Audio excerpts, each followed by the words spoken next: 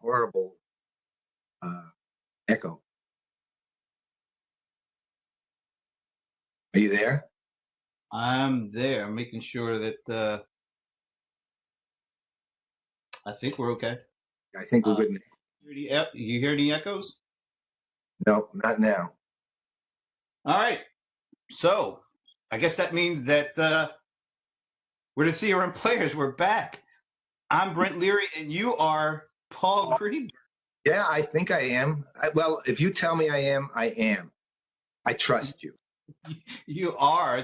It's been so long since we've actually done what it. Wait a minute. Did we even? We may have done one or two in 2016, but gosh, Well, it doesn't. yeah, we did the one with Salesforce, which, for all intents and purposes, doesn't exist yet. That's right. We did. We actually went on location, shot a day's worth of stuff with some great people. Amazing. And we can't actually. We had some great conversations, but is it a really great conversation if we can't share it? Well, you know what? I think we're going to have to leave that up to the archaeologists of the future.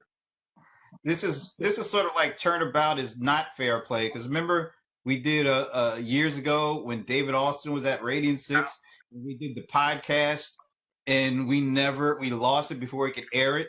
Yeah, that was 6 episodes though we had like that. The 6 lost episodes.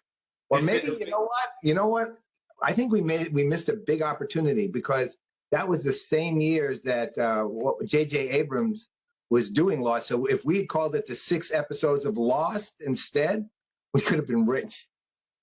I thought maybe if they had looked right next to where they found the missing honeymoon episodes, they would have found us.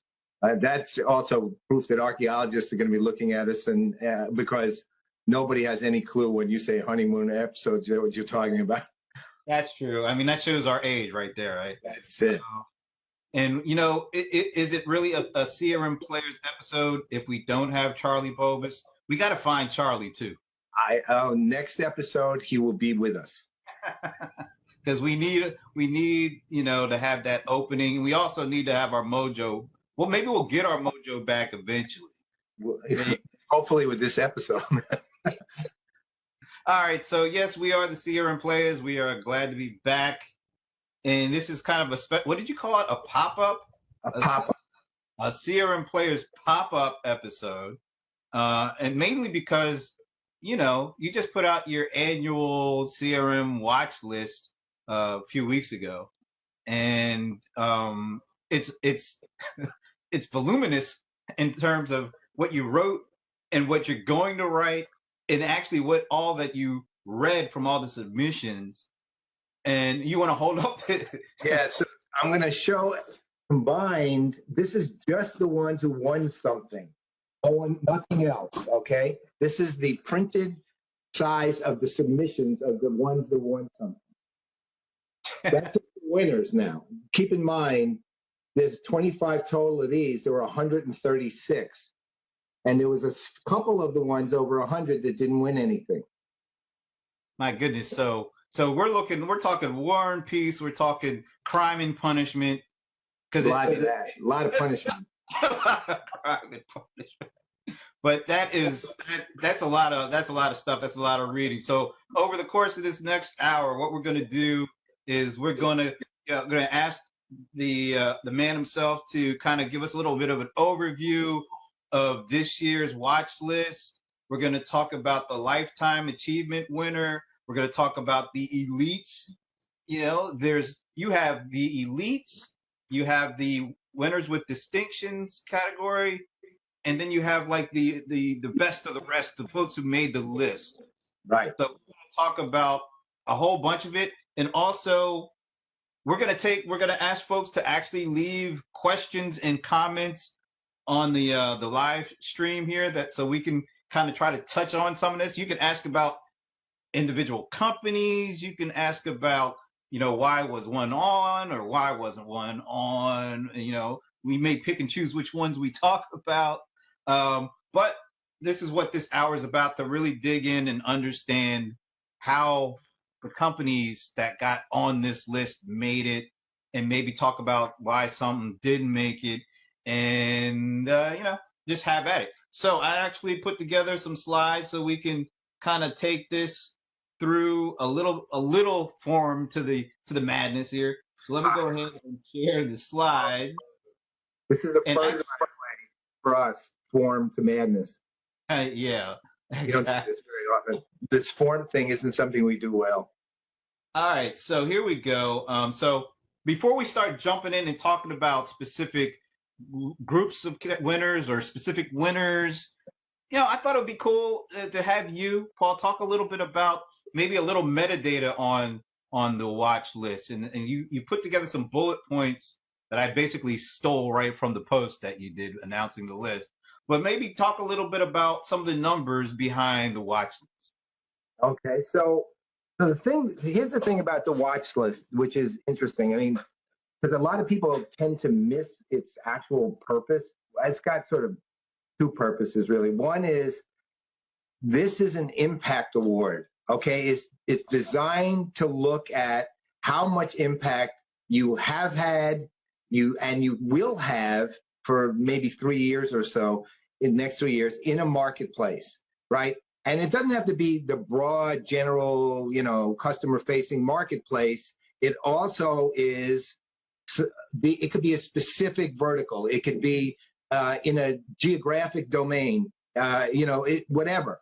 It's impact in a marketplace, and that means to do that, you can't just be good tech. Look, I had ultimately 136 submissions. Okay, I would say with a little bit of exaggeration, 120 of them had really good technology, right? So that's not necessarily going to win you a damn thing, right?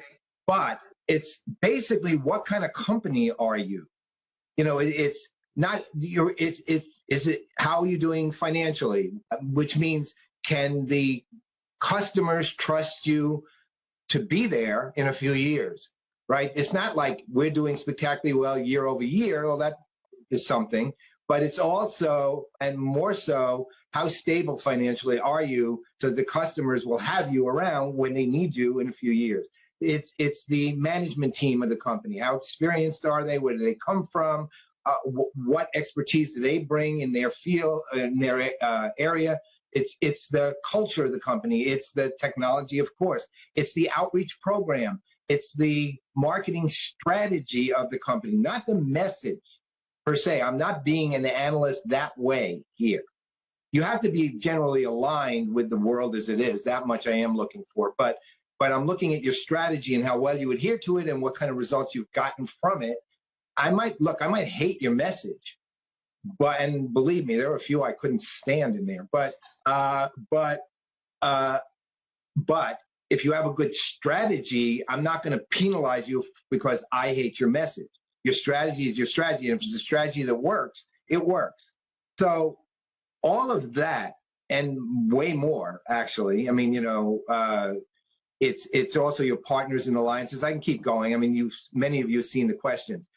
Yeah. All of that is involved in actually determining whether or not you're going to win this thing. And the other thing that involved, to be perfectly blunt, a good submission, right? I mean, one of the problems I have, and I will tell you, there were some submissions from companies who are incredibly, actually, companies who have had impact in their marketplace that didn't win because the submissions just sucked.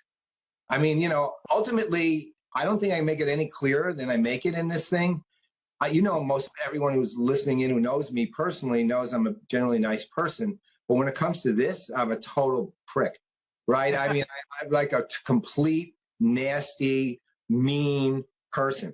And you get no benefit of any doubt. Whether I know you, whether you're my client, whether you're my closest friend. There were two companies that didn't make it this year. I have two of my dearest friends are leaders in that. It broke my heart they didn't, but they didn't, right? Now, it wasn't their case because of bad submissions. That was for other reasons.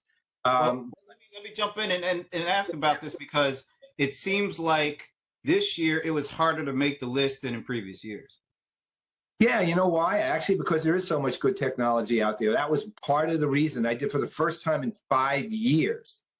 I actually jumped I jumped my benchmark, my baseline jumped considerably. Meaning, just to make, like, there were people who didn't win this year, who last year would have, or if they had the same score, would have won last year. There were people who won last year who had a score that went up a little and still lost, right? Because I jumped it that much. I made it almost impossible to win.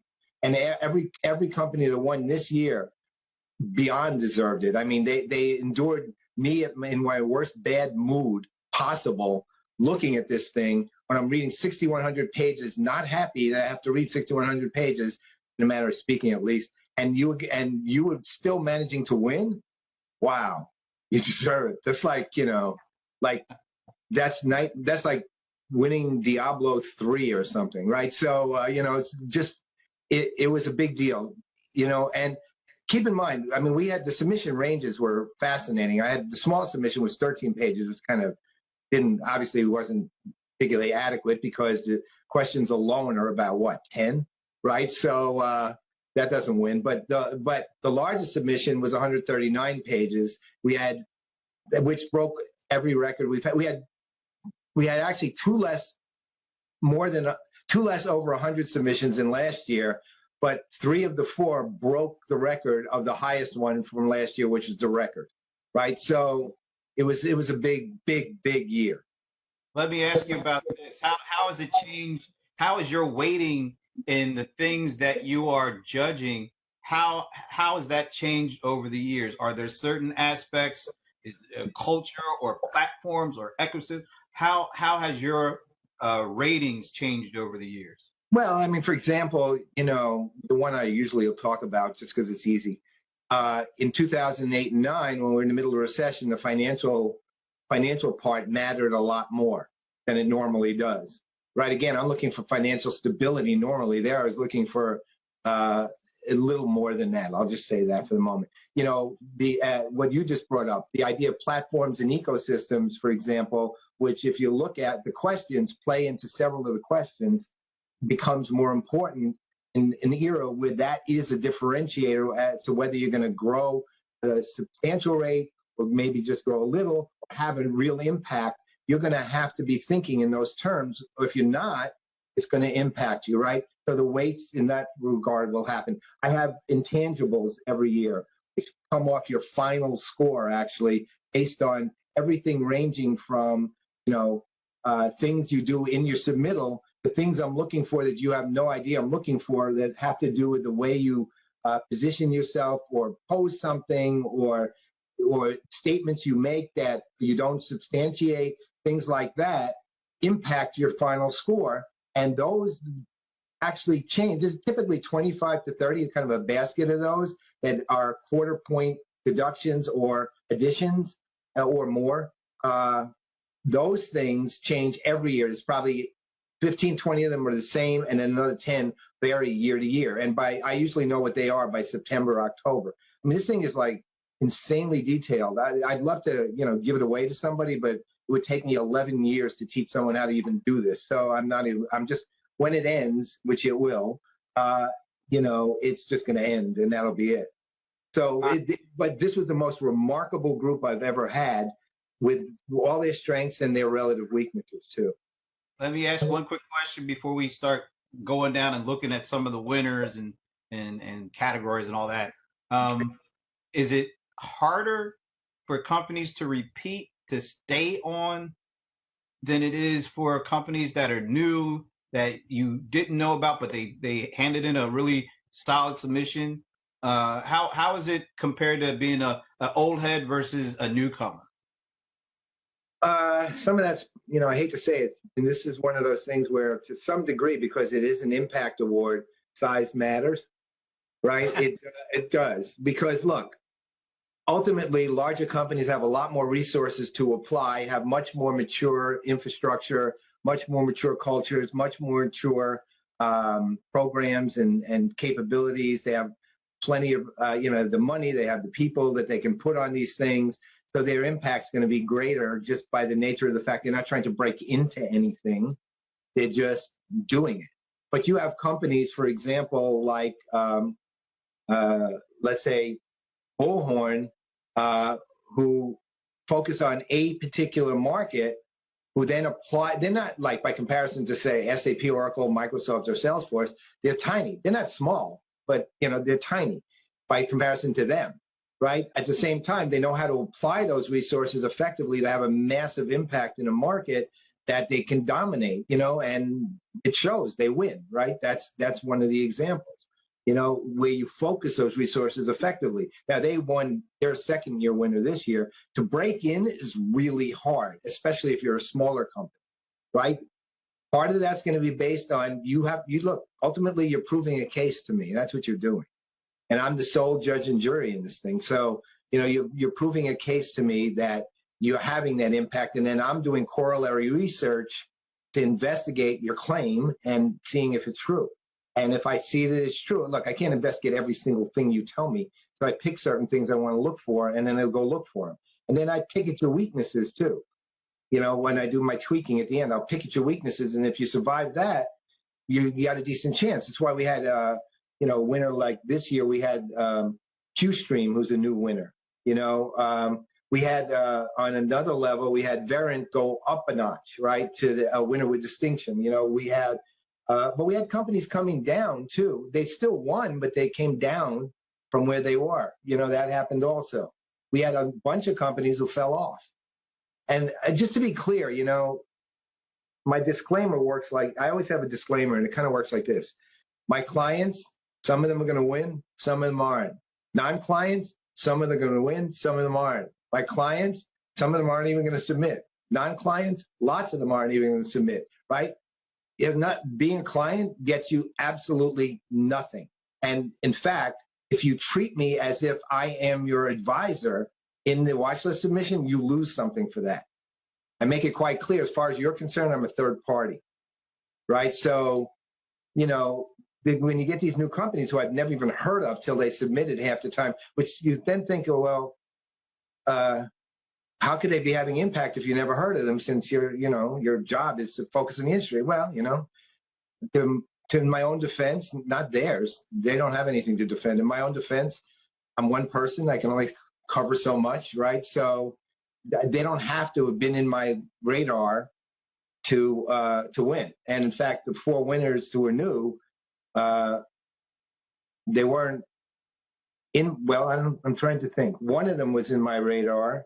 No, two of them were in my radar, and the other two weren't. All right, let's move into some of these and keep things moving a little bit.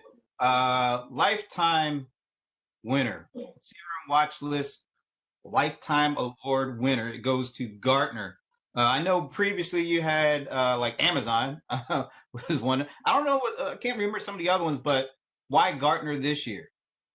Well, look, this is one of those love them or hate them kind of things. I'm a fan of the company. I know a lot of people can't stand them, but I am a big fan of Gartner. And one of the reasons is the kind of impact they've had on the industry. Look, the first place people tend to go to as a trusted source for data and information is Gartner. Then second, maybe Forrester and IDC, but Forrester, and then third IDC, really. That's kind of the order if I'm being realistic about it. But, I tend to trust their numbers, even though I don't know how they derive them. I don't have a clue how they come to some of these. I don't even know how do you get to a point where you claim a market's going to be 36.7 billion.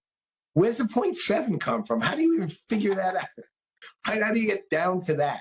And, you look at them and they're doing numbers that it might say initially, oh, that's a little high, or that's this or that's that. But the reality is they ultimately kind of bear out, and so they're very much a trusted source for information and knowledge, and then they've reached a level of impact where the vendors in the industry feel that they must engage Gartner, they must talk to Gartner, and the customer or prospects of these vendors will tend to call Gartner first to find out what Gartner thinks of a particular vendor. So, again, you may not like them, but the impact on our world, in our industry, is monumental and has been for years. Plus, they've got guys like Michael Mose and Chris Fletcher and Ed Thompson, who are tremendous analysts besides. And Forrester has these great analysts too. They have, Kate Leggett and John Bruno, who I think is like the best of the up and coming young guys, right? And, and some others, and IDC has Mary Wardley, and, so you can name analysts at all these companies that are really, really excellent and people I trust. And, and I'm an analyst, so I'm not supposed to trust anybody but myself. But the reality is that, well, the reality is I trust what these guys, all of the people I mentioned at all those companies say. Well, but and Gartner still has that edge that just dominates. Yeah, let's just put it in bold terms. I mean, when they put out a new Magic Quadrant, people go crazy. And when somebody makes a Gartner Magic Quadrant, you get deluged with PR. That doesn't happen with everything. So,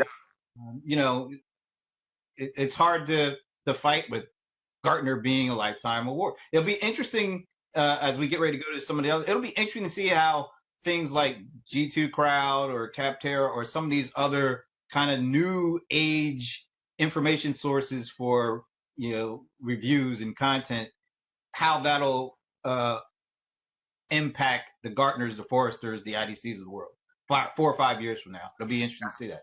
Maybe, who knows? Maybe one of them. Well, it's not in much of a lifetime 4 years from now, but we'll see how it goes. Okay, so interesting. Amazon, Gartner, what were the other ones? I can't remember any of them. CRM Magazine. Oh, of course. Under the now at Gartner, editorial direction of David Myron and Bob Fernekes, who is the vice president, kind of runs the magazine.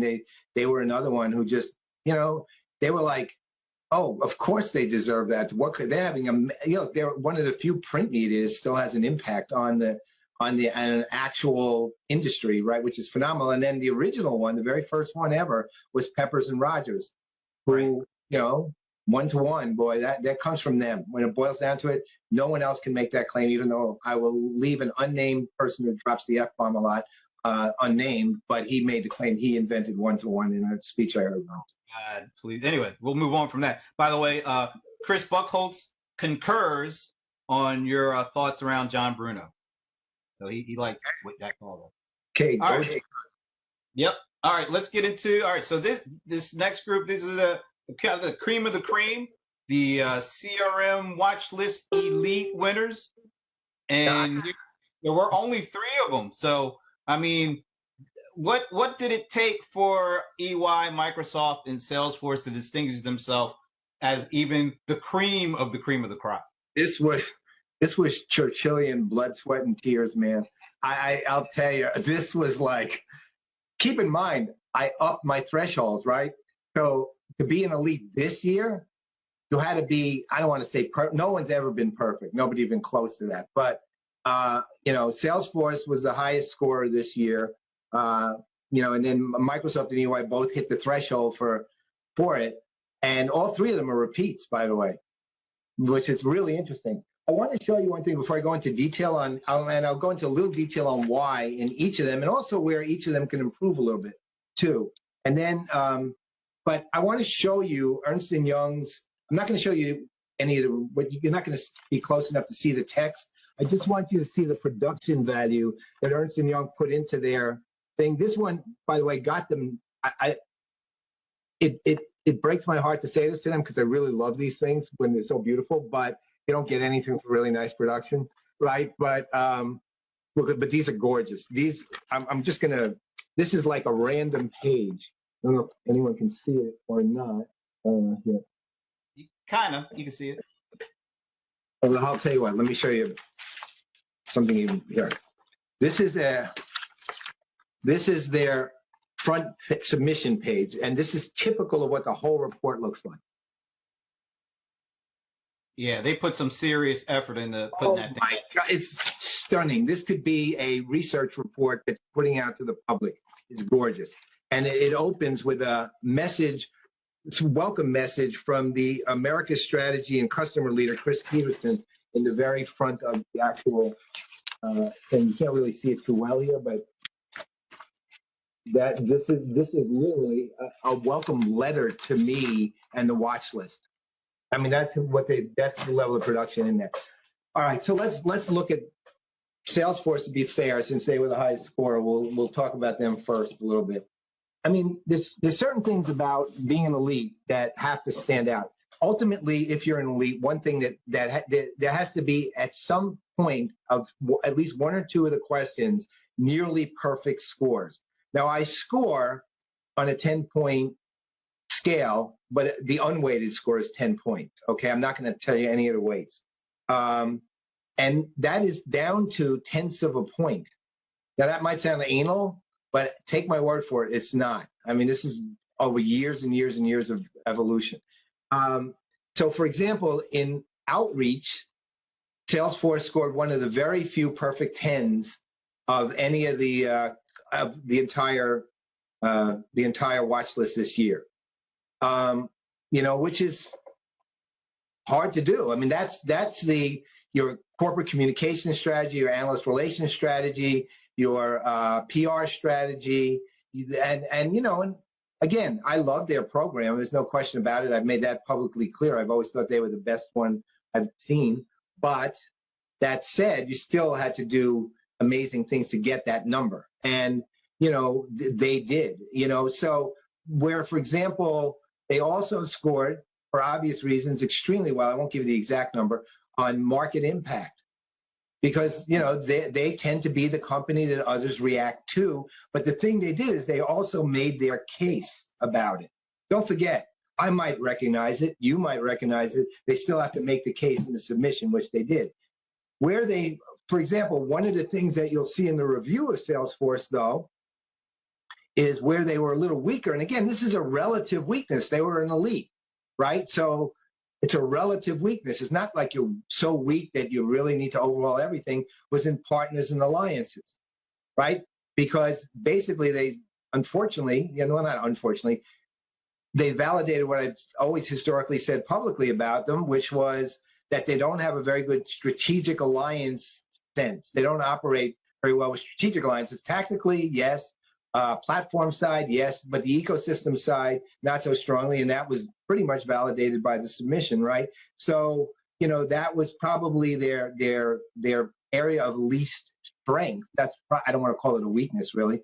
Again, you're an elite. So when you see my report on them later, which will go into a little more depth, you'll see that they did certain things at a level of superlative level. Their marketing strategy, the mission and vision, their market impact, their outreach was superlative, right?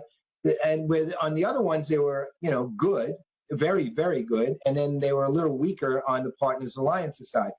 Again, because of the way these things get weighted, their score comes out ultimately the highest of the level. The highest you could possibly get is 100. They didn't get that. Nobody gets that. That would be almost impossible. If they were to hold an analyst summit at Yankee Stadium during, the opening day kind of week, that might help. Oh, help! They would have gotten 100. I mean, I am pretty easy on those things. Certain ways to get to me, and that's definitely one of them, right? So, so that's Salesforce. Now let's take the other two winners. We look at Microsoft, right? Now Microsoft, obviously, when it comes to things like, actually, let me go through this a little differently. So Microsoft profile was a little different, really.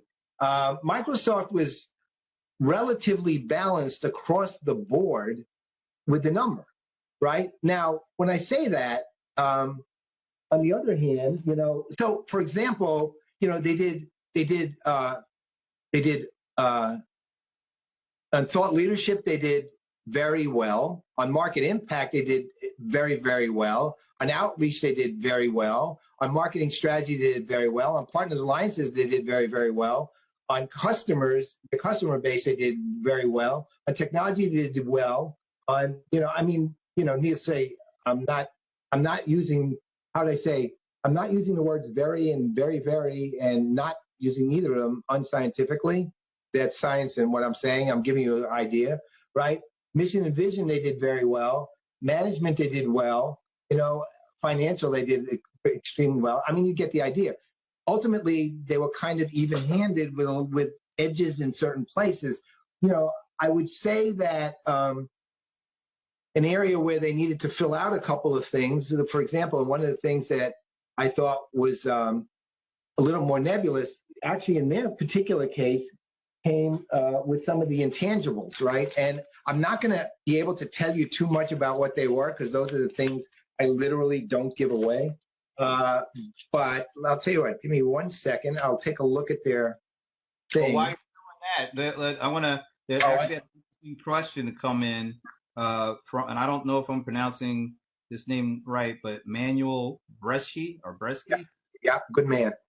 Okay, so interesting, and this is probably more of a general statement, but he's posing it asking specifically about Microsoft and Salesforce. But he said, what about increase of prices from both Microsoft and Salesforce? So where does pricing fit into how you judge these? Nowhere really. Not well, I shouldn't say nowhere. Very little. And the reason is it's an impact award.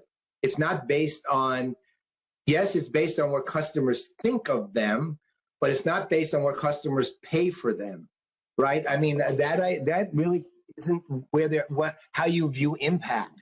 That, look, over the long term, that can impact that, meaning they start losing customers, that will reflect in the customer score, right? That's where it'll start reflecting.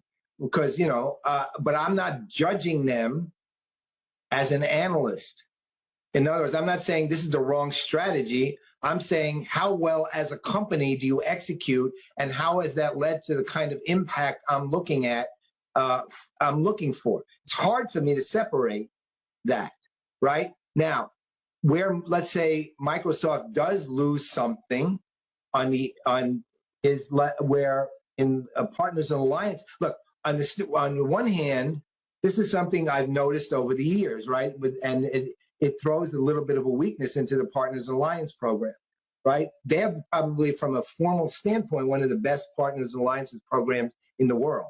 I mean, it's a brilliant program. They used to have 54 programs, and they had one since the late 90s and have just evolved it really well. It doesn't mean the partners don't whine and complain about them. They do. I've heard it a million times. But the reality is what they provide the partners, the size of the program, the way it's managed, the impact the partners play in their role as ISVs, the fact that the partners are building on the platform now and all of these things make it for a substantial program. But one of the things Microsoft doesn't do very well is give partners credit where credit's due, right? And that actually has some impact on the let's call it the power of the program itself, right? So, these are things that you'll see me, of course, referencing later, but these are things I might be looking for too, is what kind of credit. I mean, I can speak from specific experience in a number of cases, which I won't, but I also know this is a general fact from others that I queried in the course of my corollary research afterwards. When I find something that I need to investigate that is something, a weakness or a strength, my corollary research, or I do some follow-up research, additional research to confirm confirm it basically or not, right? So that's where Microsoft is going to hurt a little bit, let's say, but it's again relative. The program as a whole is so strong that it's not something that you sit there and say, oh my God, they're terrible. They're not. They're terrific as far as that level goes. But they have these weaknesses where they need, on a public sense, to give the partners more credit when it comes to the kind of things that they're doing jointly at a strategic level. So, but they are ecosystem thinkers at the same time. Pricing can't come into what I do because it really is not impact. Pricing isn't where impact is. It can have an effect on impact over time, and that will manifest in a different way.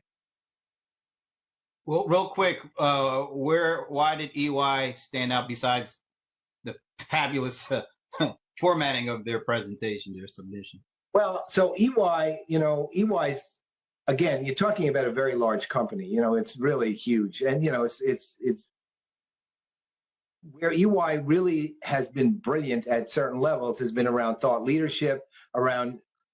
Well, let me rephrase it. If I'm looking at them generally, where they're incredibly powerful is around strategy, right? I mean, their strategies are clear, and at the level of, let's call it 2,000 feet, they execute extraordinarily well. So, their outreach is strong, their marketing strategy is strong, their customer base appreciates them. Their mission and vision is brilliant to me. It's always been one of the best things about them. They have one of the most interestingly metaphorical and poetic mission and vision statements of any company. It's the one I always use as the one that you should emulate, which is just building a better world is really all it is, right? But everything stems from that. And and it's if you think about it, there's one sentence where a lot is concentrated in that one sentence, and at the same time is a perfect vision of something, right? And gives you a lot of leeway on both the mission standpoint, mission execution, and from the standpoint of social and corporate philanthropy and doing good. All of that is embedded in that one mission and vision. So they're very strong there. Where they tend to be a little weaker is on the partners and alliances. I'm sorry, on the market impact side overall, because they don't participate in the industries that they're playing in. So, for example, if it weren't for guys like, say, Joe Hughes, who is one of the most active and phenomenal guys in the industry, could be an analyst as well as and an advisor with or without an EY, they wouldn't even be in the CRM industry. He is the sole reason they're in it, really. And yet they have a huge presence in that world in terms of the customers and clients. So they're going to need to step that up, but where their power, again, thought leadership is phenomenal. If you look at the stuff, their output when it comes to thought leadership, the quality of it, the level of it, the amount of it, let's call it the applicability, meaning how well it aligns with the world and what it needs to know, is pretty staggering. So they have those kind of, let's say, they're, from an intellectual standpoint and a strategic level, their impact is enormous. There's some execution issues here and there that they need to do a lot better when it comes to just resource provision and the like. But all in all, these guys are killing it at certain levels, and they need to continue to do that. And I can see that now for another 3 or 4 years, although I do see some things that will, potentially bother them, which I'll draw on a little later on in the year when I do their story. Got a real quick before we move over to look at the winners with distinction. First of all, Susie Penner joined us. Let's say hi to Susie. We haven't seen Susie. You go, girl. You go, daddy girl.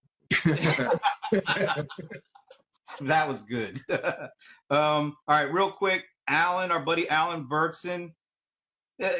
Interesting question. He wants to know why are consulting companies impactful in CRM? I'll let you handle that one. Why wouldn't they be? I mean, they're strategists. They're sitting down, they're developing technology strategies, they're developing transformation strategies, they're developing, and it's not just CRM, it's the customer facing universe. Because keep in mind, with the watch list, might be called the CRM watch list, but there are a significant number of companies who are not CRM companies purely in this. Some of them are pure analytics. So I have a couple of companies that are just AI. I have companies that are engagement platforms. I have companies, don't assume that this is specific to just hardcore CRM. It's not, and it hasn't been for a long time. And if you look at the categories I list as, what are eligible, it's huge. Customer lifecycle management. Consulting companies play a big role in this thing. Look, keep in mind the other side. If you want to view it in the let's call it the core CRM way, a lot of them have hardcore like Salesforce or Microsoft practices. Look at Avanade, right? Avanade is Microsoft and Accenture. I think it's more Accenture now than Microsoft, but nonetheless, it does Microsoft business. That's what it does. And Accenture has a substantial Salesforce practice, and EY has a strong SAP practice, and when it comes to the customer facing, and CC is part of it. So that's what I'm saying. There's no reason they wouldn't I mean, they're strategically critical to the CRM industry and to the broader customer engagement and customer experience side. Having worked at PricewaterhouseCoopers way back in the day, um, there is a role, and if you have a good company, a good consulting company, they can be a real valuable asset. Sometimes they aren't, and sometimes they're really bad. But when they're good, they can be really good too. So I totally agree with you on that. All right, let's move to the winners with distinctions, and as we do that, let's say hi to Laura Collins too, because she just joined, and Hey, we have her. Yeah, I hope you and the baby are doing well. So just wanted to say a shout out to you. All right, so winners with distinction. Tell us what distinguishes these winners. Say I play all words. What makes them a little above the other winners and slightly below the elite folks? well, it's really more they're slightly below the elite folks and considerably above the other ones, right? There's a fairly narrow band of in the scoring for the this winners with distinction. It just means that really in maybe one or two areas they fell a little bit short that hurt that there may have been even just one heavily weighted area that they fell short in that took them out of elite and put them into distinction. But that said, there's a substantial gap. Well, I mean, let's say this: the bulk of the winner, just the plain winners, are considerably below winners with distinction, where they are much closer to elite than they are to just regular winners.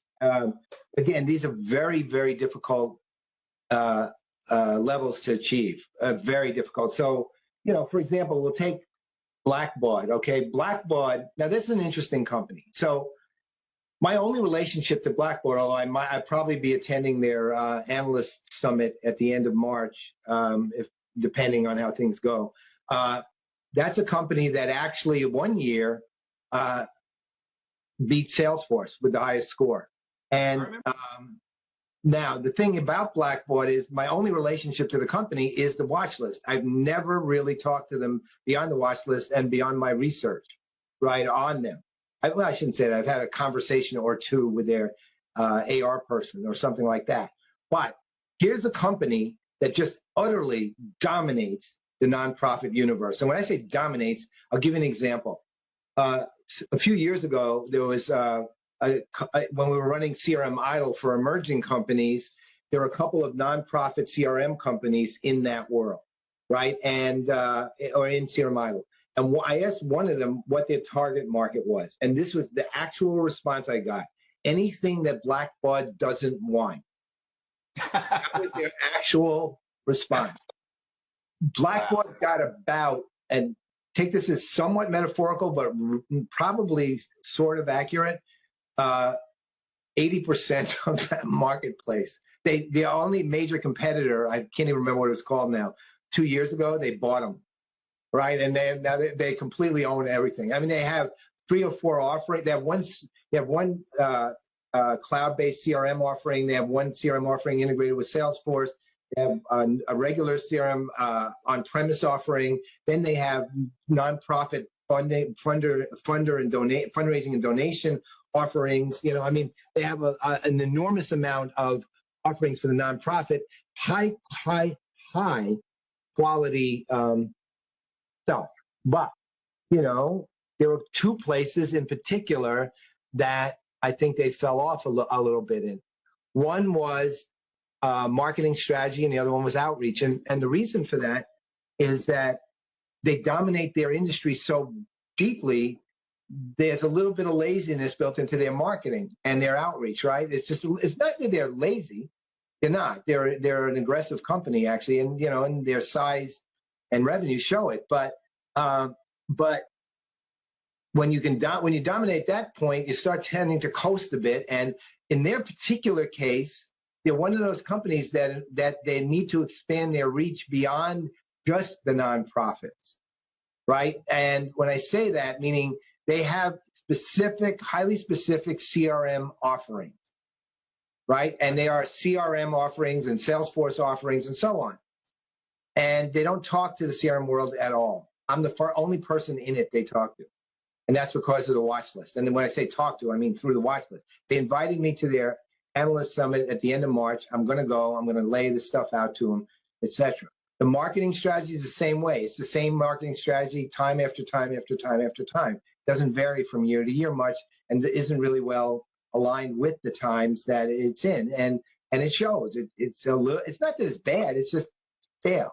But because they're so dominant, that little bit of laziness, that is the thing that kept them from the elite. Really, they've been elite. When I didn't have the elite, when they were elite, they just were. Again, they were the only company that's ever dislodged Salesforce with the highest score. No, I should say ever. When it started becoming an actual question, right? Which is a few years into it. I want to get to. I want to a good question, and it leads right into you talk a little bit about SAP. All right. Our buddy, I don't know if I'm saying his name correctly or not, his last name, but Thomas Liebernight, from New Zealand. Thomas W. He's one of these. Thing with Thomas, just for everyone that's listening who don't know Thomas is a thought leader. He lives in New Zealand, which kind of limits his market, so to speak, but he is a true thought leader, and his work is pretty damn brilliant. I think he worked at SAP for a little while prior to this. I would say you guys should pay very close attention to what this man writes. He's really good, and he somehow can produce it in 24 hours. And he'll speak at CRM Evolution this year, too. Yes, he will. So he wanted to know where SAP came up short in terms of not getting elite. Well, let me tell you why they won first. Why they did as well as they did, because it's fun. They were winners with distinction last year also when I first initiated the category, when I realized it was started coming up. And the thing with SAP is they're arguably of all of these, let's say the 6, elite and distinction winners, they're arguably the most extreme in the way they came out, meaning certain things they do incredibly well and other things weaker. Now, again, to be with distinction, it's not like you have anything you do horribly. You couldn't win anything if you had anything you do horribly. But SAP, with it, they have, for example, on the winning side, they have one of the most brilliant thought leadership. They do some of the most brilliant thought leadership work and have one of probably the best thought leadership site in the entire industry, right? The only one who even competes with it is CMO.com, which is Adobe's. When it comes to vendor thought leadership, right? Their site is both, aside from very attractive, the content is really high quality, and it's astonishing the continual level they manage to churn it out. They have a very good outreach program when it comes to, part of it. For example, what Malcolm Kimberlin does with the Business Influencers program, which is the one that we see the most, because that's the one that we get involved with the most. It's kind of brilliant, really, because he's managed to extend it from 10 influencers to 300, and includes academics, right? Which is really another area where a lot of these companies fall short, right? And SAP is really good at that. When it comes to innovation and technology, SAP is incredibly strong. They're right up there with either they might be the most innovative or up there with the most innovative companies in the world. But where they fall, and they fall fairly far with this, again, nobody's horrible at this level, is in marketing strategy, in the more formal aspects marketing strategy, the more formal aspects of partners and alliances. Again, they're ecosystem thinkers when it comes to partners and alliances, but there's execution issues that are fairly continuous. And on that, marketing strategy is where they're the weakest. It's like they don't get the brilliant, innovative stuff they're doing out the door very well. And I think from a strategic standpoint, they don't have a plan that reflects that very well. And that's where I think they fall a bit. Again, this is relative. I don't want to. This is not like there are companies that do far worse than they do on this, but the reality is, that what as a result of that, their market impact is considerably less than it should be. Now, market impact isn't just complete impact, by the way. It's a part of impact, right? But SAP is the one that tends to fall as the least visible, even though they are, when you hear conversation, they're always in it, right? But when it comes to visibility, sometimes they're the ones that you don't see when you should be seeing them, right? And I think that so they've had this unevenness, and it's the combination of the overall infrastructure and weakness in the strategy combined with the resulting market impact that actually kept them from elite. But on the other hand, from the strength standpoint, their thought leadership, their technology, their management team, to a large extent, again, strengths and weaknesses. Their mission and vision was very good. Their customer base is amazing, and their ecosystem thinking really carries them a great way. All right, let's hear a few words from Viren, and then we're gonna look at the rest of the list. We're not gonna be able to talk about every company here, folks. So once we get to the rest of the winners, we're gonna have to do a little picking and choosing. So give us a few things about Viren and why they're a distinction winner. This was interesting because they're new to that, and they're a strong company, so the thing with Verint is, if we were viewing this as a pure CRM watch list, they wouldn't even be on it. I mean, Verint is a result of Verint and a lot of acquisitions in the course of that. Especially the big one being Kana, right, which had been the result of a lot of acquisitions in addition to itself. So Verint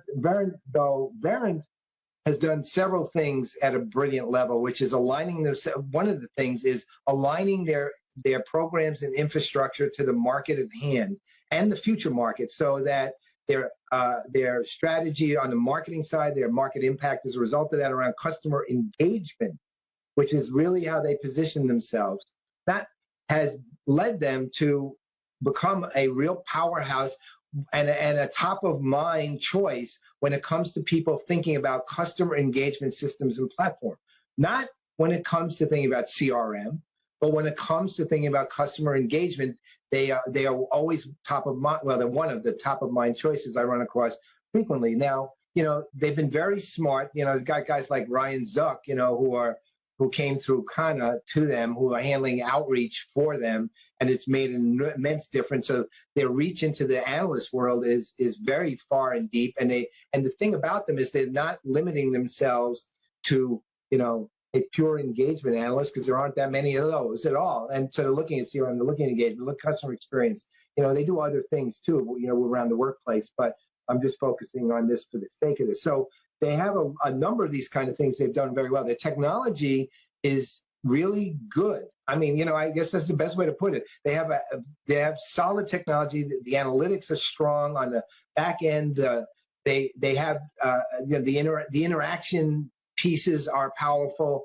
And the other thing which they've done very well as a result of Kana is that they can deal with on the customer service side, for example, which is a lot of where their focus ends up being, very complex, very big kind of contact center, becoming more than just that, deployments. And so they have a lot going, and where they fall off and why they get distinction is they have their mission and vision, and it's just nothing really. I mean, it's not. This is one of those companies who, and this is a lesson I think a lot of the companies need to take into account. This is a company where, when it boils down to mission, vision, thought leadership in the sense of producing, say, the kind of stuff at the level SAP produces, which they don't, they could do a lot better. Why? Because they tend to confuse the concept of mind share with market share, right? And that happens a lot with a lot of these companies. So that, yes, they have a mission, but really the mission and their vision aren't any different at all. Yes, they have thought leadership, but their thought leadership tends to be, and I'm not saying this only for Verint, but it's kind of what I mean, tends to be at the level of, here's a practical guide to do this. Not ideas, not big pictures, where you look at not strategic. Thought leadership needs strategic elements. It has to have it, and so people have to get frameworks to think in addition to the pure best practice kind of approach. Which, if you're if you're just a mission-driven company like, say, a Calidus Cloud is, and you can make it work. Calidus Cloud is one of the few companies I've seen who have an outlier model in that regard. They don't need vision. They're a mission-driven company, and they do make things work that way. In fact, they do a brilliant job at taking mission and extending it out there. So when it comes to their thought leadership, it does tend to be in that realm of, here's the way you do stuff. But on the other hand, that's the way their company is actually organized, structured. The infrastructure is set up that way. The culture is set up that way. The actual organization is set up that way. The incentives are set up that way. Everything about that company is built to mission, right? That's why you can win the watch list without vision. The same way a company who didn't enter, for example, like Zoho, is an engineering-driven company, and one of the few outliers who, as an engineering company, has managed to be highly successful with that. The outlier models can win the watch list and can be successful and have impact, but you have to organize your company to the model if that's what you're going to do, rather than pretend you're the full model and not succeeding.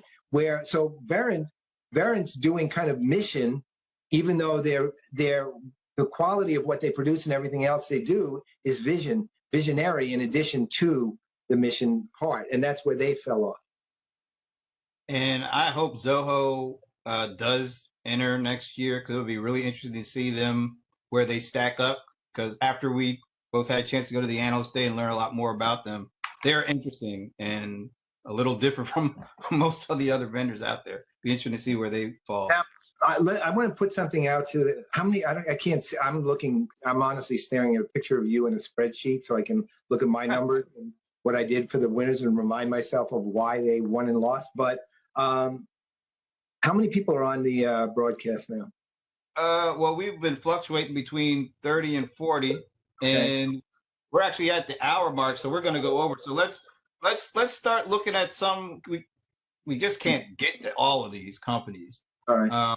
But I know there's, we're looking. I just pulled up the slide with the winners, the general winners of the watch list. Let the people who are willing to stay over the hour pick them. Yeah. But I want you to talk about Infusionsoft, because unfortunately they were left off of the original. I can't remember if I gave them their badge. This is just me, by the way, my fault. Sometimes I did this once last year too. I actually did this twice this year. It comes with being 67 years old, I think. My mind's starting to go. Infusionsoft was inadvertently left off the watch list announcement. Laura, sorry. But I don't know if I sent them their badge or not. I have to go look, since I noticed that today, right, that they were left off it. So here's the thing with Infusionsoft. So Infusionsoft was a winner, okay? Didn't win distinction, but they actually have been at an elite level at one point. They won an elite award. When it came to Infusionsoft, they were interesting again. I mean, certain things they do are unique, and there's no other company like it. For example, they have a very strong services orientation that go along with their technology, so that they built out this. We are and I'm using more my terms than theirs here. We provide technology and services to small businesses, very, very small businesses, to between 0 and 25 customers, 0 and 25 employees. We provide services and technology to help them grow. And they have been uniquely situated at that level with that idea to accomplish, and they built their culture around it. They built their technology around it, which has a unique kind of set of interfaces that are only small business people would ever understand. You put them in the enterprise, it would completely screw up the enterprise, but you keep it at small business level. It's small business people say, yeah, that's more like how I do things, right? They're very, very, very strong there. But, there's some places, a lot of places for improvement. They've had a huge change in management over time. They got to a point where they became kind of a little more almost vague as to their intent. You know, they were changing their mission for a while in terms of, and they were waffling on their target market. You know, they've had a good outreach program with Laura around, but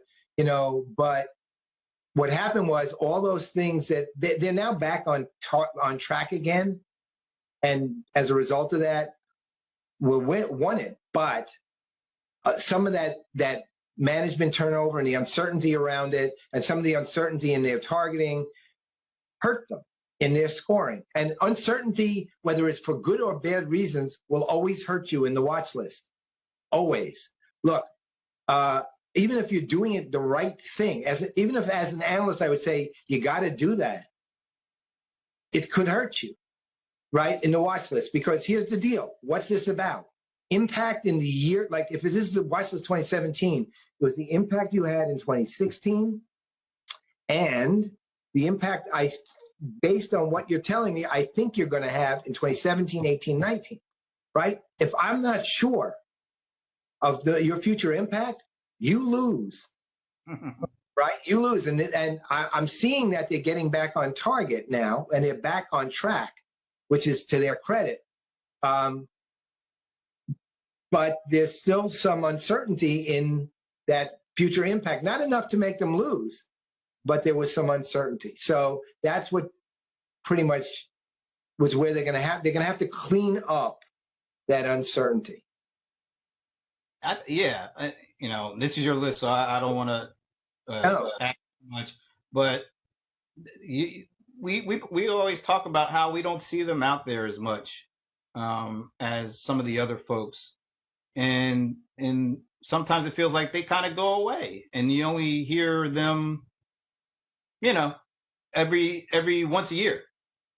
And with some of the other companies that are on this list, and you know the elites and the distinctions and the folks, I mean, there's a constant flow. I mean, now they are targeted to their specific audience, and they have some really, I mean, their customers love them.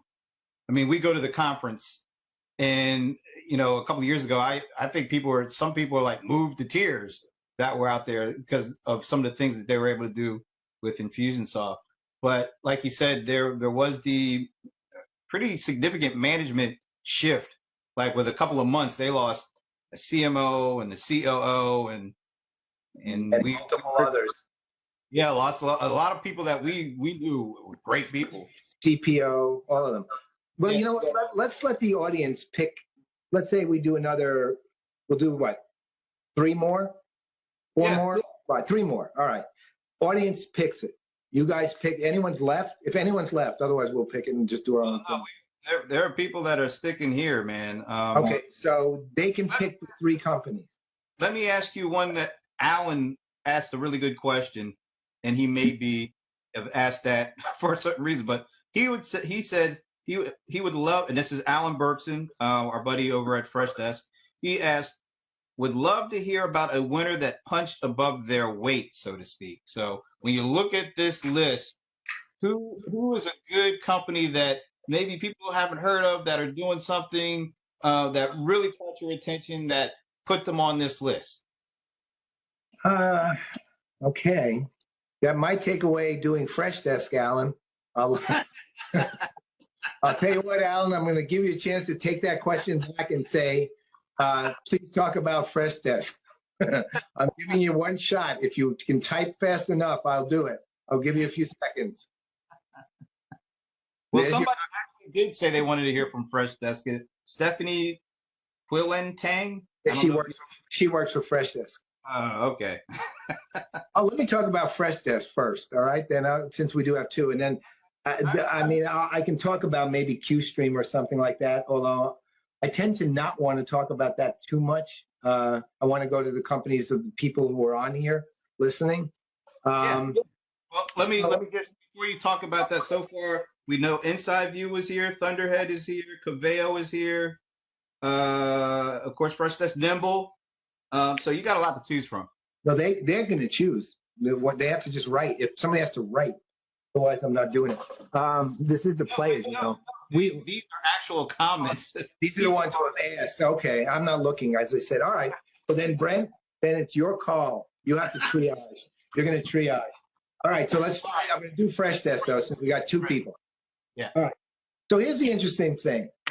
So Fresh Desk is, I think, I don't know, second or third time it's apply or submitted to the watch list. This is the first year they won, and one of the reasons is that, and I would say it's a fairly big reason for Fresh Desk victory this time is, I mean, this is going to sound peculiar in a way, that they're starting to get their corporate narrative right, and that's, I mean, Alan, that's a lot to your credit. And not only that, look, let's start with some basics with them. I know, look, they have a good they really do. They have a solid technology. They have a good international customer base. They have a reasonably good partners and alliances program. They have a growing and substantial outreach program. They fall down in a number of areas, which I'll get into in a minute, but where they really have this amazing strength is in mission and vision, because they're getting the corporate narrative right, and a distinct mission and a distinct vision. And look, one of the strengths of having this narrative, to have people love story. Look, when it boils down to it, people respond to stories. That's why we talk about things like storytelling, why we talk about things like outcomes-based marketing. It's not like anyone cares about your features or functions, or anyone cares who you're competing with. What they care is how it's going to help them, meaning one way or the other, the individual or groups you're talking to have to be responsive to what you're saying relative to them as individuals. And that's where storytelling comes in.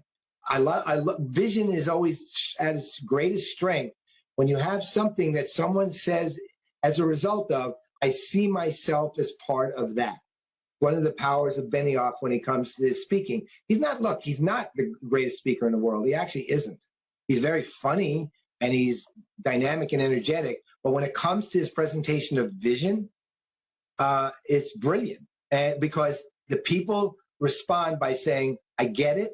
I see myself as part of it. He, unlike anyone else I've ever seen, can do that. Fresh Desk has gotten there where the mission and the vision, in particular the vision, but the mission and the vision are at the level of, I see myself involved in that. And they built out the technology to support that. So, for example, when someone says that, they're not just saying, as Fresh Desk did in its historic sense, I see myself as part of that, and I need, as a result of that, I will come to Fresh Desk and get customer service. But they have a very clear sense of their market and this market size that they're going after. So they built out other CRM related products that are integrated, by the way, like Fresh Sales, with that target market, that story, and and their existing products, and aiming directly and squarely at their target markets. So they get it, and that pushed them over the top. Where they're weak, look, their thought leadership stuff, it's okay. It's not great. It's okay, right? I'll tell you where they got to do a lot more work in North American markets, right? They need to be. That's a sweet spot they haven't taken full advantage of yet, and it's clear. So their market impact is reduced because they're much stronger in the rest of the world than they are in the United States, let's say, or Canada in particular. Or I don't know what their relationship is in Mexico, but they need to start growing their marketplace. I mean, these are the things they need to do, and their impact will be greater as a result. But right now, they push themselves over the top enough because the narrative is down. And that was the difference between, say, prior years and this year. All right. So because people know that I'm picking the ones you're going to talk to, I'm getting bribed, okay? And and my buddy Ray Gerber from Thunderhead, who treated me to Five Guys in London, Uh, and Luke also. So we're gonna have you talk about Thunderhead, but then we're also gonna have you talk about Inside View because they actually have a group of people listening. They have like a viewing thing going on. So Thunderhead first, Inside View next. and you know what? And I'm going to also, because they deserve to be talked about, I'm going to talk about Oracle too. Oh, Because good. one of the big four we did not talk about, they did win too. So I am going to want to talk about them. Okay, so Thunderhead. Also explain why Oracle and NetSuite. Right. It's like And that's going to that had some impact on what happened. So here's the thing with Thunderhead. I mean, Thunderhead's, now people have to remember something. So the mission date is December 31st, which was extended to that. This year will be the same for 2018.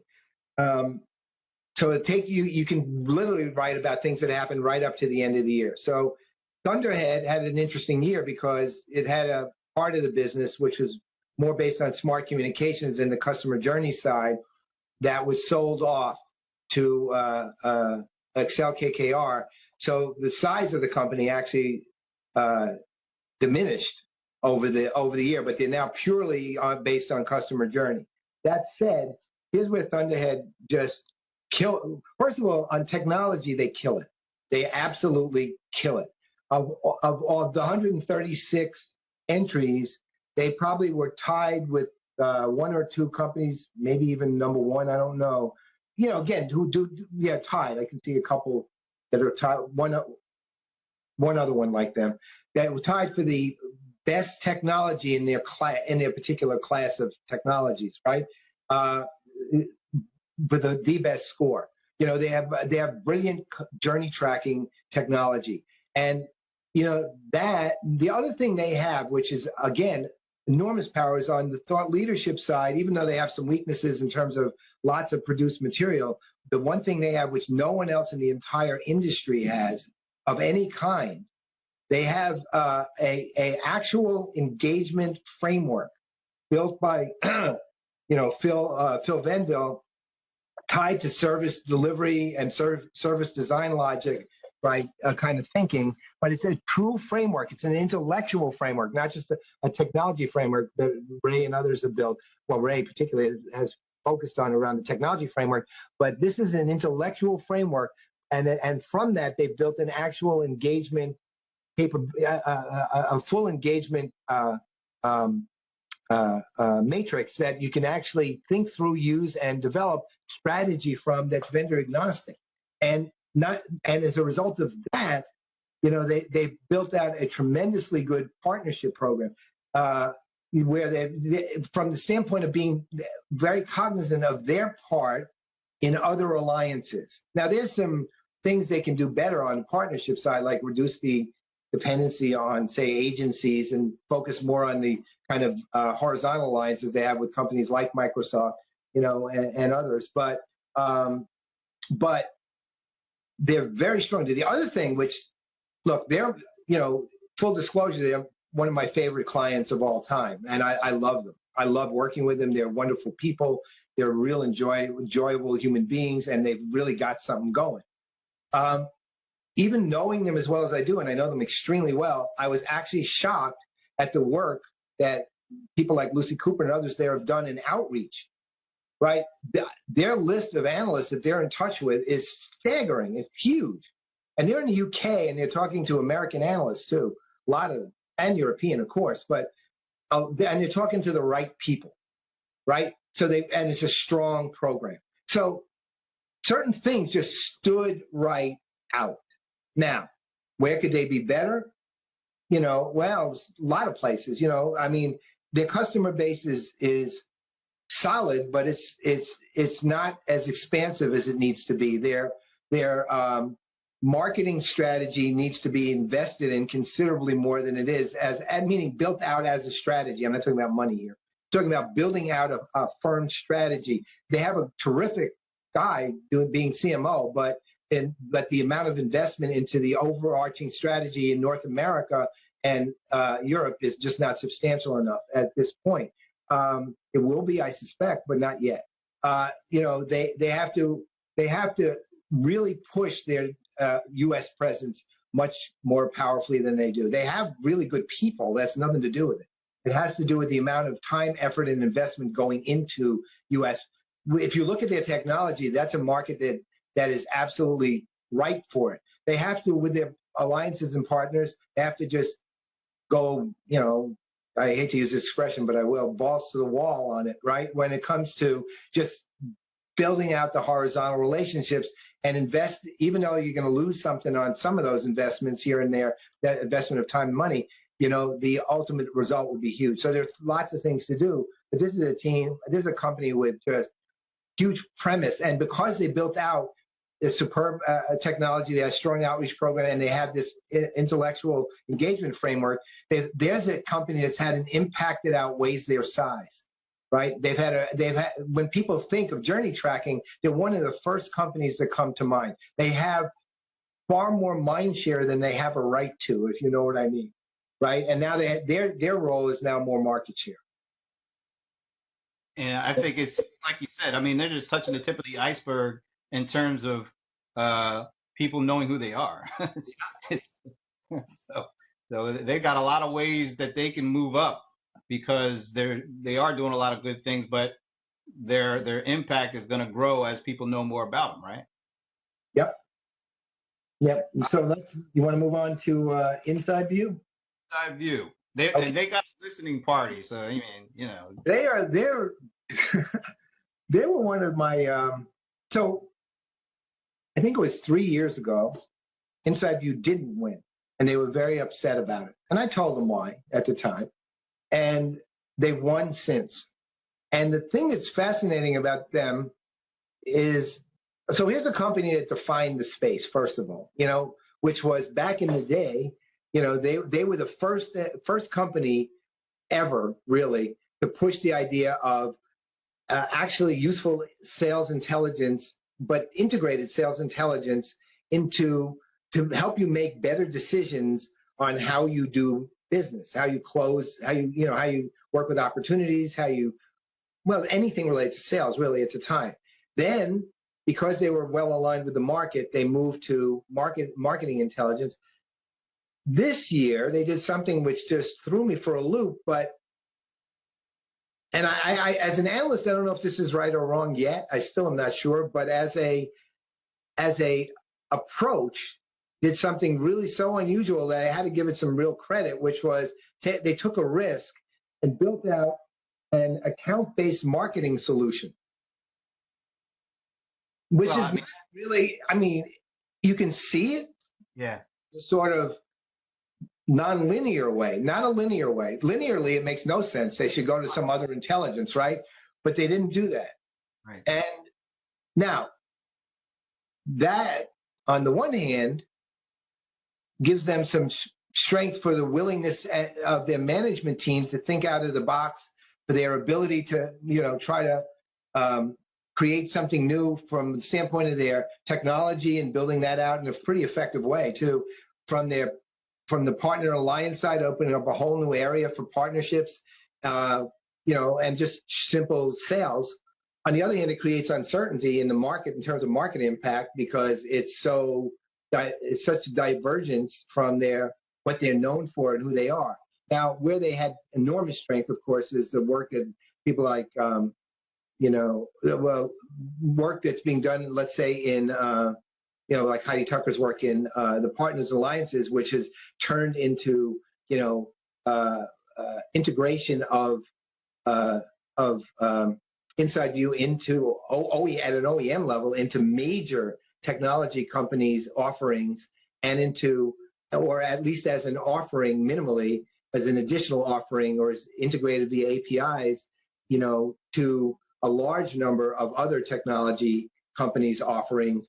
And it just gives them an enormous capability, and they handle that at a level that very few other companies do, just enormously well.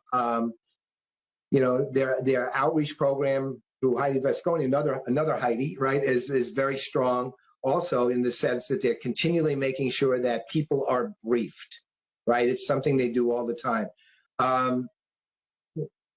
I think that while where they're starting to fall a little bit, which is something that I'm a little sad about, is on the thought leadership side, right? I took a look at a lot of their materials, and I took a look at Umberto Maletti, who's always been a brilliant vendor thought leader's role, and he's, and a number of other things, and let's just say he's obviously got invested much more time into being the CEO that he is, and less the thought leader he was able to be in the earlier days. And the material, the level of material, I think, it doesn't achieve what they used to achieve when it came to it, and doesn't have exactly the quality that it needs to have, or the scope or breadth when it comes to the variety of formats that you need to apply when it comes to the world that we live in. So I think that they've fallen off a bit on that. And I also think that, that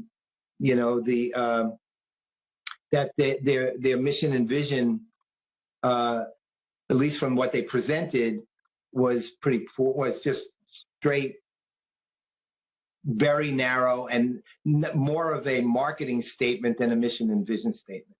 And I think that's where they hurt themselves quite a bit. Mission and vision statements are real deals. They're not just marketing fluff. They are what defines your company. And it's what you would like the world to be, then your company's role in that, and what you want to do with your company in that world, right? And poetry is not out of the question for it. And I'm not saying that as a Playaz joke. It really isn't out of the question for it. The thing is that there is a difference. And you have to define your company by that difference, because it impacts everything. So I think those are areas where they can improve a great deal. And I guess are the audience hanging on? Yeah, they're hanging on. Before you go to Oracle and NetSuite, let's give a shout out, because Alan said that it's 2 a.m. over in Chennai in India, and they have a bunch of dedicated folks that are checking this out. So that's pretty cool. Well, I know exactly. Eric Charles is the VP he kind of handles their outreach and corporate communications, and some of their marketing too. Eric is a very diverse fellow in his work and very good at it too. Eric said they were having a viewing party for exactly, and Brent and I were trying to encourage people to tailgate before this started. We figured, everyone lines up, goes to Lambeau Field, and just, parties before the players get going. All right. Let's go talk about Oracle and NetSuite and how that all came together for the watch list. So this was unique, and it was actually had some impact on the scoring. So so NetSuite and Oracle, as most of you know who are listening, NetSuite and Oracle acquired NetSuite, and the deal closed. I think it was like October or November. Finally, it was late in the year, even though the announcement of the acquisition was earlier. So as a result of that, NetSuite and Oracle individually submitted, and I had to make a kind of a executive decision, so to speak, on how I was going to handle that, because by the time I started to actually score and do all the reading and everything, they were a single company, and the personnel of NetSuite were integrated into Oracle. So I let them know I was going to treat it as a single entry. And what I did was I had to then look at impact, this whole new area, which I'd never even thought of before. I had to look at the impact that NetSuite had as a percentage of Oracle. Oh, I remember this. Yeah. Okay, Drive me crazy too. I'm not going to go through the number I came up with, but Oracle's huge. NetSuite was pretty big, so it wasn't like enormous.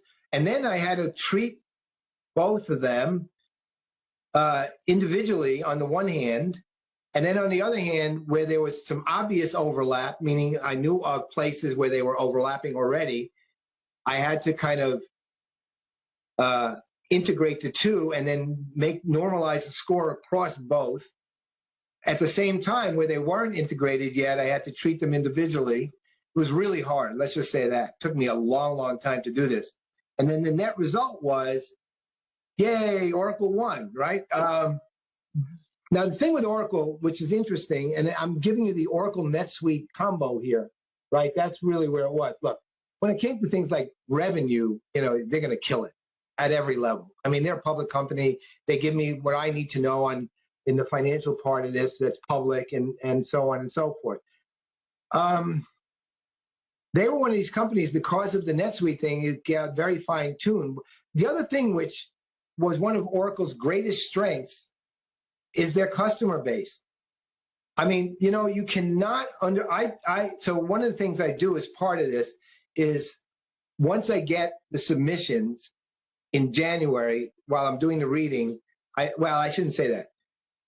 Depending on the company, in this case, I waited till January because of the overlap, but the bulk of them are before I even get the submissions. I randomly call 5 or 6 customers, meaning I randomly talk to 5 or 6. I might call 10 or 15 before I get 5 or 6. But I just find customers by just searching, and then I call some. And when they talk to me, I say, it's going to be confidential. What do you like about them? What don't you like about them? Other than that, I'm not asking you anything else. Just tell me. And they tell me. And then, for example, one company who applied was very interesting. It's not Oracle in this case, but just to give you an idea, was very noticeable. All 6 of the customers I talked to said they really loved the technology. But none of them even mentioned, even though I didn't ask about it one way or the other, none of them ever mentioned the fact that they liked working with the company. Where if most of them do mention that, I really like, because it's the first 2 things you think about are how effectively is the technology working for us, and how easy is it to work with them. Those are the first 2 things on any customer's mind almost always, right? In this case, they never mentioned it. Out of all 6, not one mentioned it, which hurt them very badly in their score, right? So in Oracle's case, despite the fact a lot of people rag on Oracle and this and that, the reality is I talked to 6 of their customers, and these were, big company customers. And some of these customers used other software of other Watchlist companies. And guess what? They all spoke highly of Oracle, every last one. And why? Because the Oracle sales guys didn't oversell them, despite the fact you hear stories here and there, right? The success teams, the related teams, to account management or success management, worked extremely well with them. The technology worked. I mean, I talked to a couple of the, for example, of the Service Cloud guys, customers rather, 3 of them. I guess half of them were Service Cloud, actually, now I think of it. And they all of them really liked the Service Cloud, all of them. There wasn't a single one. And again, I'm being random. I'm not looking for positive or negative customers. I'm not looking for anything. I'm looking for completely random. And now that said, I'm also looking at what they provide me in the watch list. So they came up extremely strong on the customer side. Now, places they came up, let's call it, pretty strong were places like outreach, thanks to Letty Ledbetter in particular, but, who handles a lot of the independents, where they had some weaknesses in the formal and organized part of the analyst relations, according to the institutional analysts I spoke to about it, right? And according to the way they presented it to me in the watch list submission. But more from the institutional analysts, really, to be honest. And that, plus I have a history of stories that fit a lot of that too. Market impact, they're Oracle. They're going to be strong in the marketplace. They have that kind of marketplace. Thought leadership is good, but not great, because not now yet.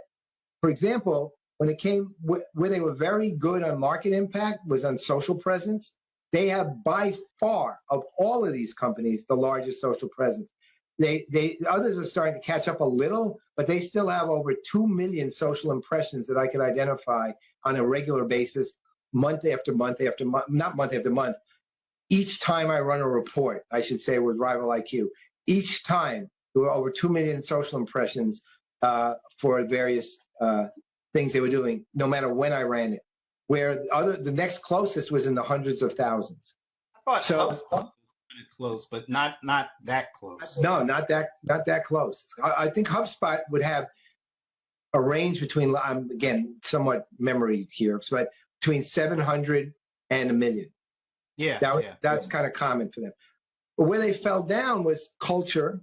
I mean, they fell down. They had some cultural issues, and I'm gonna sort of reveal a secret in this one because they didn't present on this, but this is something I see as an endemic issue. One of the things I'm always looking for when it comes to culture is discussion of corporate, let's call it philanthropy or corporate social responsibility, concern with your fellow man in some way, right? And I'm not saying the companies don't do it, but here's my deal. If you're not talking about it in the watch list, and it sure ain't top of mind to you, right? So, and you're going to lose serious points for that one.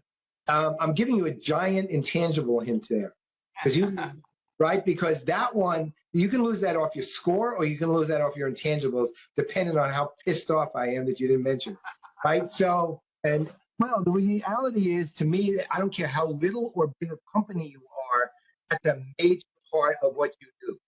And, companies obviously like Salesforce are going to spend an enormous amount of time talking about it, right? And they do. And, it reflects in the score on culture. Right. You're not going to gain much for it. It's not going to be a positive intangible, but it is going to be a big negative intangible.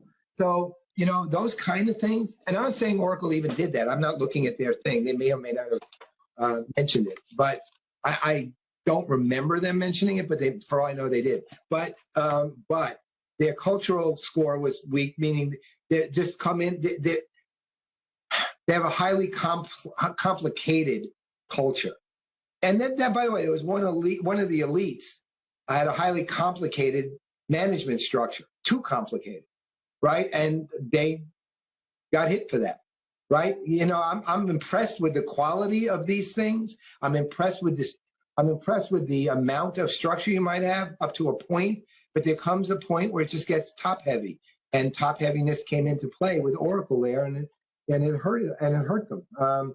Even though it wasn't like they had anything meaningful, negative or horrible that they said, so that's what I mean. These things will impact them, and you'll see that in my statement on partners and alliances. Oracle has tons of partners, but they don't go to market very well with those partners, right? They're not, from a go-to-market standpoint, except for the SIs, they're not really good at go-to-market with the other technology partners. Again, they have technology integration, they have technology partners, but they're not good on go-to-market. That hurt them too. Didn't kill them, but it hurt them because there is a little bit of that. Their marketing strategy, it was like, when it boils down to it, I say two-thirds to three-quarters of it was on the point, but it was missing a quarter of the things they should be doing that are fairly obvious, when it comes down to it. And again, they may be doing it. I have to go on what I see and what I learned in my corollary research, the end. And if I learn in my corollary research and don't see it in the submission, they're still going to get dinged somewhere, right? So that was, I think, where the weaknesses were. But Oracle, look, their customers, their technology, look, I hear people criticize Oracle on this and that all the time, but the reality is their customers really, really do like them. They have an amazing set of logos with their customers, remarkable, big, heavy-hitting companies, and yet, their technology, with a couple of exceptions, is incredibly strong. And one of the reasons they have this spectacular kind of get stuff done middle management, guys like Steve Fioretti over on the Service Cloud side, this middle management level of VP, SVP kind of level, it just gets stuff done over there. Melissa Boxer, those kind of people. These are people who get stuff done, and they know how to build things. So, right. Oracle wins. Before we completely wrap it up, I want you to address, there are some companies, really well-known companies that were on previous lists, like a Zendesk or like a HubSpot. They didn't make this list. Can you talk a little bit about why companies like that are not on the list, where some companies that are a little lesser known are on the list? Well, to be perfectly honest, sometimes it's just a submission. There's companies to be look. I'm going to be New York blunt.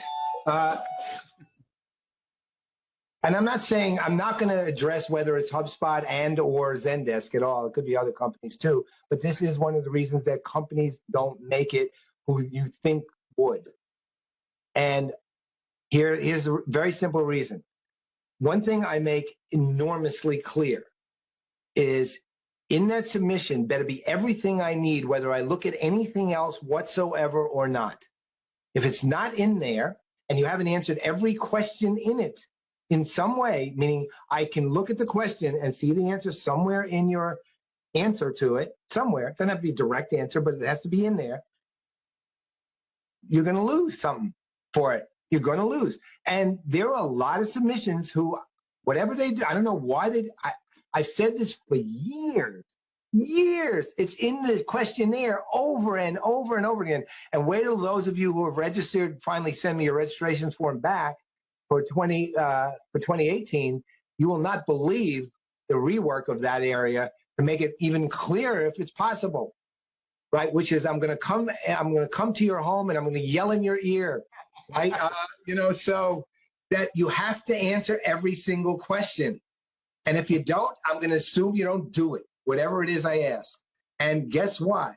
No matter how many times I say that, I will run across, let's say out of 136, 2-3 dozen or more that don't answer every question. And some of them don't answer a lot of the questions. I don't know if selective blindness or what, right? I don't know how much, they just don't care to answer it, so they ignore it, right? And guess what? You don't answer it, your part of the score for that is effectively 0, right? So, and again, I think of I don't know how many people are left, but of those of you left who know me, which is, I presume, pretty much everyone, because by now only Brent and my friends would still be on this, right? So,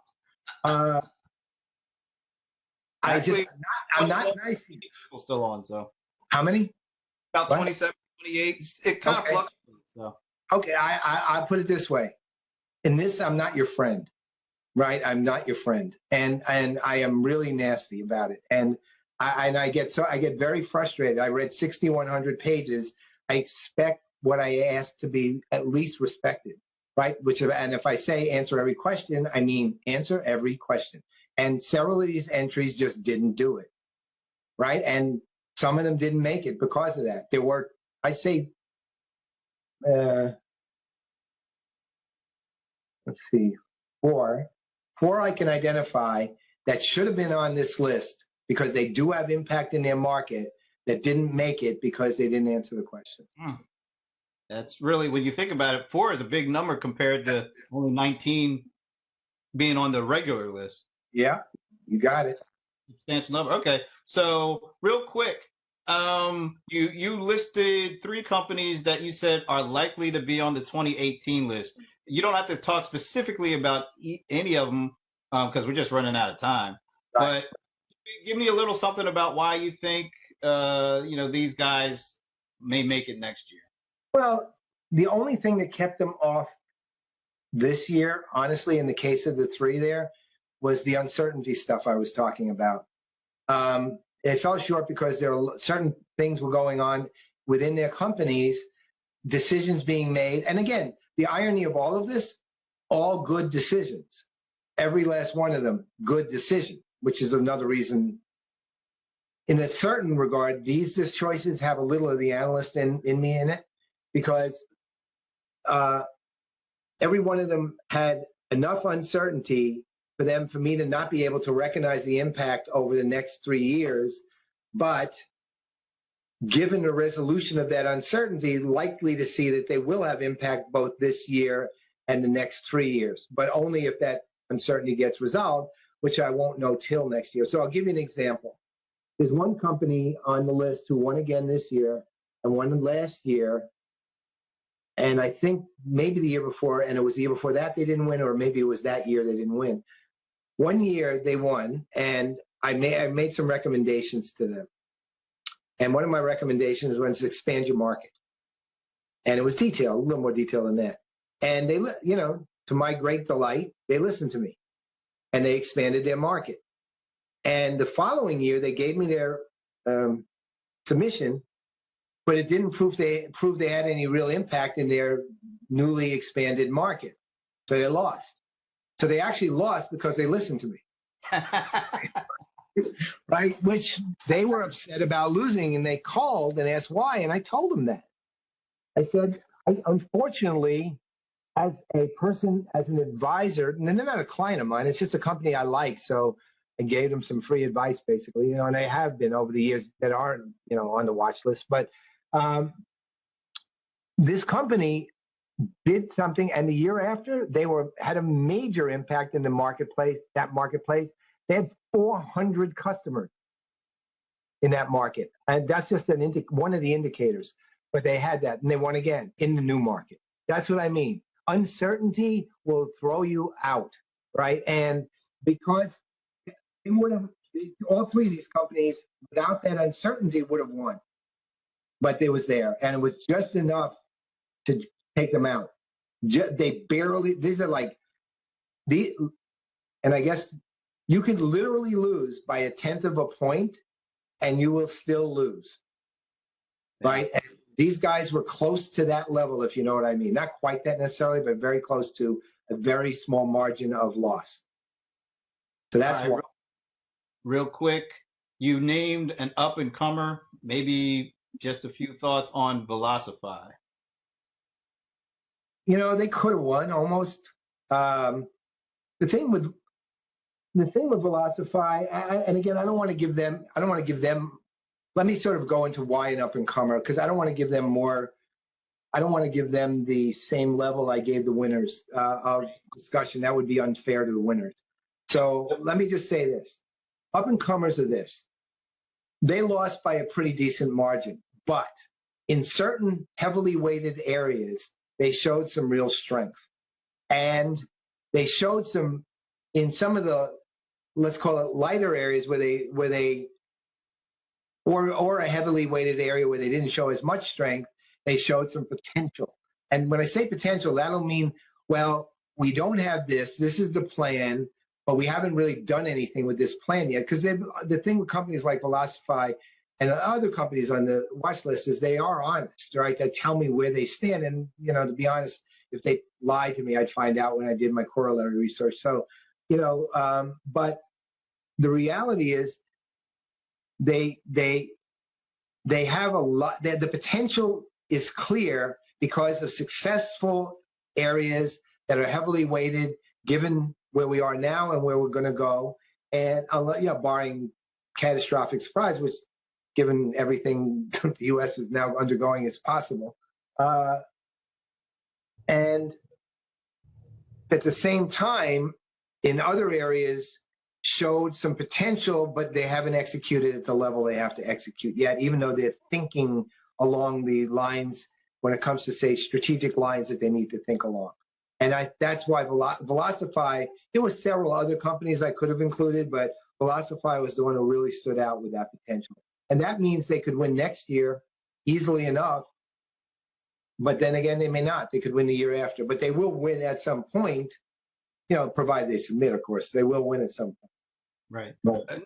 We had a question about why HubSpot didn't make it, and I think you already covered kind of, so we're not going to get into that. But let's just go ahead and finish up. People hung in there with us. Lots of thank yous, lots of great stuff. By the way, Martin Lindeskog, it's a buddy of mine over, I think it's Sweden. So he's been up. He asked about Infor. Martin, maybe we could talk about that offline. We're going on almost 2 hours, so we're going to wrap up. So I wanted you to just touch on things that people need to know about for next year's list in order to make it and to make it in a way that they're going to give themselves the best chance of being on it. Oh, yeah, okay. Well, let me first give you a quick run through the calendar here. The registration's already open. I've actually gotten requests for 22 registration forms. I've got 5 back. those of you who are on this call who have the form and haven't sent it back, send it back. The questionnaire is ready now, already done. That the other thing is, if you were a company that didn't win, I gave you till 2 days ago to ask for a 30-minute consult. I got 11 requests. They're the only ones getting it. It's too late if you're not. If you hadn't done it, it's too late. Sorry. And Brent, I'm hard to believe that they didn't take you up on that one. it did not. That's okay. Makes my life easier. You see, when I'm going to do the reviews, one of the reasons for those dates is that I have to finish my book on customer engagement for Harvard Business Press by June 30th. That is my priority, even over Watchlist reviews. But so that's why the bulk of the reviews, the 19, will come after June 30th, which means you're going to get some free publicity and free advisory work after June 30th. And the elites and lifetime and distinction will come between now and essentially that's February 13th, but that doesn't really mean I'm going to do it then. It'll be before June 30th. Okay, so understand these are hard and fast dates. Registration's open. When you register, you send me back the registration according to what I ask you for in that registration. If it meets what I ask, you will get that questionnaire. I advise you strongly not to submit the questionnaire till the closing date or somewhere near it, because you only get one submission. There is no updates allowed, right? One submission. And once that submission's in, you're done. So if you submit something and some big happens, you submit in October, some big happens in November, too bad, it's not considered, right? So I would get as close to that as you can. Registration will close on October 27th, hard and fast. I seriously suggest, look, to be perfectly honest, as many of you know, I made an announcement earlier this year that 4 more years in this industry and I'm done with it. The watch list has this year, next year, the year after, and maybe another year after that. I'm not sure yet. I'll decide that with my friends like Brent and Esteban and others, and Dennis and others on what I'm going to do. But right now, you got 3 more watch list years guaranteed. That's it. 2018, no, actually 3 more, and that's it. So get in your request, get in your registration. Send me an email at paul-greenberg3 at the 56group.com, and I will send you the registration form. Get it back to me. You wanted the 22, get it back to me. If you're not part of the 5 who did it. And I will send you the questionnaire out and then get it to me by the closing date. I'm always available for questions. I will be tracking you from the day you send me your registration form back. So that means if you register, meaning you actually send me a form, I'm expecting you to submit. And you'll have a withdrawal date without penalty. And I'm going to tell you what the penalty is. There's 5 companies ultimately, are now in this, 6 actually, are now in this mode, which is you not only can't submit to the watch list for a year, but you're off my radar for a year if you withdraw after the penalty, after the date of grace. You're off my radar for a year. I'm not covering you the following year at all. I'm not even going to look at you. I will unsubscribe from what you send me. That's that's worse than double secret probation, man. That's pretty tough. Well, again, I love my friends, but I'm not nice when it comes to this. I mean, I respect I'm not asking for work from this. I'm not asking for money for this. But I honestly, I am honored that you even care enough to submit, because I know how much work you do for it. At the same time, I read 6,100 pages. I'm scoring everything. I'm writing about it. I don't have much of a life as a result of this. Okay, so all I ever ask for is respect of the rules and my time. That's it. Nothing else. So with that absolutely somber note for CRM Playaz. I know. I feel like we ought to start busting out the hankies after that one, man. But you didn't say the players are going away right away. So we're actually hopefully going to be around. We're going to do more and more this year there's a lot of stuff to be talking about outside of the CRM stuff. So I'd love to say we have some announcements for you. Just wait, but we really don't. I would be making it up, but we will. So we watch will, for that. We will. and we're also open to sponsors. That too. By the way. Well, actually, why don't we close with you telling them a little bit about that thing we did with Salesforce, because that was so cool. And Yeah, that was a sponsored thing. it would be so cool to see it. So anyway, yeah, no, that was a sponsored little deal where we went over, spent a day over at actually it was the Dust.com headquarters of Salesforce, and we had about 4 or 5 great hours of having conversations, recording them with some of the executives from Salesforce. But also, we brought in our buddy Kenny Lauer over from the Golden State Warriors. He came over, hung out. We talked a lot about what they're doing from a digital perspective, talking about customer experience. And then we actually got to experience a game a little later, a couple of weeks ago. But yeah, those are kind of things. And, we're going to be at different events, and, we could do CRM players from any of these events. So yeah, call us up. Let us know if you're interested. We'll talk to you. So anything else you want to leave on? Nah, I'm good. So what was supposed to be an hour, it actually ended up being 2 hours. So, What else is new? What I else know, is new? with us. But I hope everybody, I mean, it sounds like people really enjoyed it. I think it was a great opportunity to hear, your thinking around the list and to get some deeper insights into how the people could position themselves to do better. Not necessarily saying they're going to make it, but at least they have a better understanding what really it takes to do as well as they can. Yeah, I mean, look, I truly do love doing the watch list, I have to admit, but it's gotten a lot more chops on it than I ever expected, which means I have to be more responsible to it. But I really do, I just do want to shout out to even the companies that lose. I mean, I appreciate the work you all put into actually making, your submissions what I need, and because I know it takes a lot of work, because I'm asking really for a big picture of your whole company, and that's not an easy thing to do. So thank you. And on that note, I think it's time for us to say goodbye for now. But we'll be back. We'll let you know when we'll be back sometime soon. And we will be lighthearted. We promise. We will be happy. How do I turn your lights off again? You say, Alexa, turn off office all. Turn off office all. Okay, everybody listen in. Alexa, turn off office all. They're all off. And on that note, we'll see you later.